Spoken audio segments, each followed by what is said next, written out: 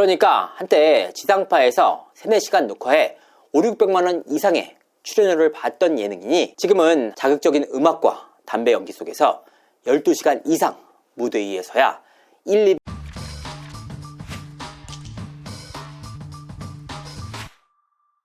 시청자 여러분 안녕하세요. 이진호입니다. 월 매출 1억 원의 대박 식당 사장님. 그런데 그런 인물이 밤에는 선정적인 무대 안에서 12시간 동안이나 MC로 무대에 섭니다. 예능인 신정환 씨가 바로 그 주인공인데요. 한때 예능판을 씹어먹었던 대세 방송인이 왜 이렇게까지 극단적인 상황에 놓였을까? 그래서 오늘 방송에서는 엑셀 방송 MC를 택한 신정환 씨의 냉정한 현실과 처절한 계산법에 대해서 파헤쳐보도록 하겠습니다. 자, 일단 신정환 씨의 근황에 대해서 살펴보도록 하겠습니다. 신정환 씨는 탁재훈 씨와 함께 한때 예능판의 악마의 재능이라고 불릴 정도로 톡톡 튀는 재치와 입담을 뽐냈습니다. 그런데 2010년 9월 해외 원정 도박 사건이 터지면서 신정환 씨의 인생은 180도로 달라졌는데요. 당시 필리핀에 머물면서 스케줄을 무단으로 펑크냈던 펑크 사태뿐만 아니라 이와 함께 이어진 댕기열 조작 사진까지 올라오면서 전국민적인 비난을 받았습니다. 논란 이후 싱가포르에서 빙수집까지 개업을 하면서 한동안 한국에 들어오지 않았는데요. 하지만 2016년 9월 아내와 함께 동반 귀국을 하면서 다시 한번 한국에 정착하게 됐습니다. 신정환 씨가 라디오스타나 스타골든벨 등에 출연하면서 워낙 재치 있는 입담을 뽐냈던 터라 그의 복귀에 대한 기대감도 분명하게 있었습니다. 그가 출연하는 프로그램마다 시청률이 대박나지 않았습니까? 하지만 필리핀 원정 도박 사건으로 인해서 신정환 씨를 향한 비난 여론이 워낙 거센 상황이었습니다. 그럼에도 신정환 씨는 복귀에 대한 남다른 의지를 드러냈는데요. 실제로 2018년 JTBC 아는 형님에 출연하면서 복귀를 시도하기도 했습니다. 하지만 필리핀 원정 도박 사건과 댕기열 조작 사진이 워낙 파급이 컸습니다. 아는 형님의 경우에는 오히려 칩삼아 신정환 씨를 옹호한다는 논란에 휘말리면서 한동안 몸살을 앓기도 했는데요. 이후 신정환 씨는 인터넷 방송인으로 전향하면서 새로운 길을 모색했습니다. 소위 말하는 생활형 인터넷 방송인이 됐던 것인데요. 그러다 올 초 탁재훈 씨가 운영하고 있는 유튜브 프로그램 노빠꾸 탁재훈에 신정환 씨가 출연하면서 다시 한번 주목받기 시작했습니다. 이후 신정환 씨는 각종 유튜브 예능에 출연하면서 다시 한번 제2의 전성기를 노렸습니다. 노빠꾸 탁재훈 출연 이후 곽광을 받으면서 신정환 씨 본인 역시 자신의 유튜브 채널 신정환의 쓰리고라는 채널을 개설하기도 했는데요. 하지만 그 결과는 좋지 못했습니다. 너무나도 다양하고 고된 풍파를 겪어서인지 예전과 같은 재치있는 입담과 톡톡 튀는 예능감이 발휘되지 않았다는 지적이었는데요. 신정환 씨 역시 살아남기 위해서 숱한 노력을 기울였지만 그 결과까지 담보되지는 않았습니다. 냉정한 현실 앞에서 놓인 신정환 씨는 다시 한번 뜻밖의 선택에 나섰습니다. 예능인으로서의 활동뿐만 아니라 서울 모초에 식당까지 개업을 하면서 자영업자로 변신을 시도한 것이었는데요. 신정환 씨는 유튜브 채널 휴먼 스토리를 통해서 이와 같은 근황을 공개했습니다. 신정환 씨는 오픈한 지 한 달 반 정도 됐는데 월 매출이 1억 원 정도 나왔다라고 밝혀 눈길을 끌었습니다. 방송인으로서 뿐만 아니라 자영업자로서 살아남으려고 노력하는 신정환 씨의 모습, 이런 부분들이 각광을 받으면서 다시 한번 신정환 씨의 근황에 대해서 재조명이 이루어졌는데요. 이런 상황 속에서 신정환 씨가 엑셀 방송 MC로 출격했다는 소식이 전해졌습니다. 사실 엑셀 방송에 대한 사회적 인식이 너무나도 안 좋은 상황 아닙니까? 그래서 엑셀 방송 MC를 택한 신정환 씨를 향한 비호감도 역시 다소 올라간 상황입니다. 자, 이렇게 신정환 씨를 향해 비난 여론이 일자 신정환 씨 본인 역시 자신의 SNS를 통해서 심경글을 올렸습니다. 그 내용을 살펴보면 이렇습니다. 긴 시간을 보내며 이런 생각을 자주 했습니다. 앞으로 나를 불러줄 곳이 얼마나 남아있을까? 가장으로서 나는 또 얼마나 버틸 수 있을까? 그래서 저는 저를 필요로 해주시는 곳이라면 어디든 감사한 마음으로 갑니다. 음식점 일도 하고 약과도 만들고 많은 분들이 걱정해주시는 후원 라이브 엑셀 MC도 보고 있습니다. 어떤 얘기들이 나올지 저라고 몰랐을까요? 한때는 저도 정상의 자리에 있었던 사람이었는데 이 선택이 쉬웠을까요? 아니에요. 수백 번 고민했습니다. 잠 못 드는 밤이 셀 수 없이 많았고 망설이고 또 망설였습니다. 그러다 결국 내린 결론이 가족이 힘든 것보다 내가 버티는 게 낫다. 그게 가장으로서 제가 마지막으로 내린 답이었습니다. 명칭만 대표일 뿐 저는 계약된 MC일 뿐입니다. 마이크 앞에 서면 저도 그저 한 사람의 진행자일 뿐이고 12시간 넘게 한참 어린 친구들 틈에서 버티는 일이 솔직히 많이 버겁습니다. 그래도 아직 저를 찾아주는 곳이 있다는 것, 아직 제가 할 수 있는 일이 있다는 것, 그게 저를 매일 다시 일어서게 합니다. 지나간 영광보다는 그래 너 참 열심히 살았다, 남은 인생 끝에 그 한마디로 기억되고 싶습니다. 신정환 씨의 진심이 뚝뚝 묻어나는 글이었는데요.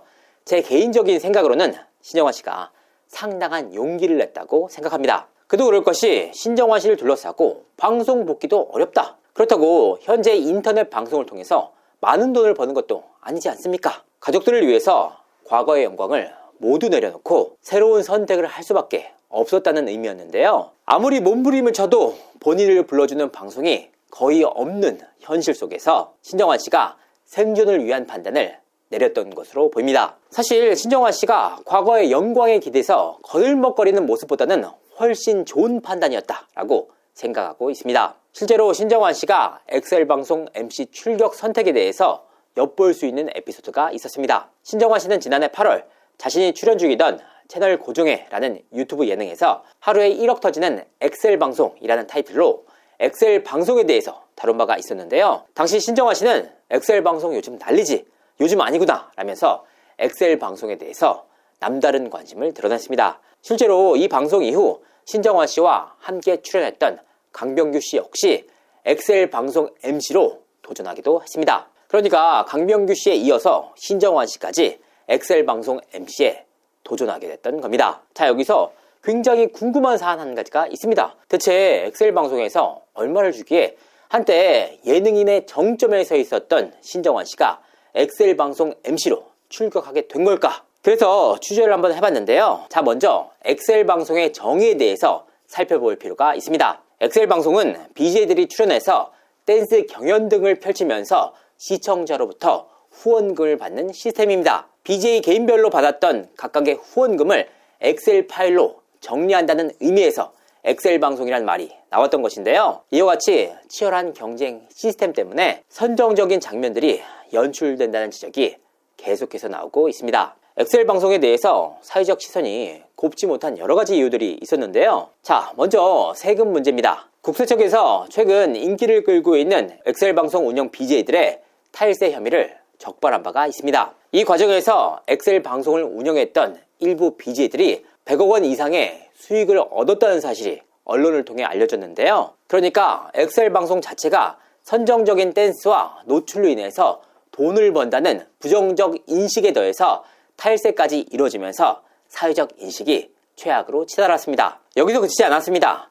최근에는 한 초등학교 앞에 엑셀방송의 스튜디오가 입주해서 논란을 빚었는데요. 초등학생들이 등하교를 하는 과정 속에서 여성 BJ들이 선정적인 옷차림으로 돌아다니는 모습뿐만 아니라 흡연을 하거나 소음을 일으키는 모습으로 사회적 물의를 빚기도 했습니다. 이와 같은 비판적 사회 인식 속에서 노출 의상까지 입고 선정적 댄스까지 추니 소위 말하는 사이버 룸사롱이라는 타이틀이 붙었던 것인데요. 그러니까 엑셀방송 MC로 출격했던 신정환 씨에 대해서 쓴소리가 나왔던 분명한 이유가 있었던 겁니다. 자, 그러니까 이렇게 안 좋은 사회적 분위기 속에서도 결과적으로 엑셀방송 MC를 신정환 씨 스스로 택한 것 아니겠습니까? 본인에게 분명한 메리트가 있기에 위험을 감수하고 선택한 일 아닙니까? 얼마만큼의 거액을 주길래 사회적 비난까지 감수하면서 신정환 씨가 엑셀방송 MC로 나섰을까? 사실 엑셀방송이 수백억 원대의 매출을 올리는 영광의 시기가 있었던 것도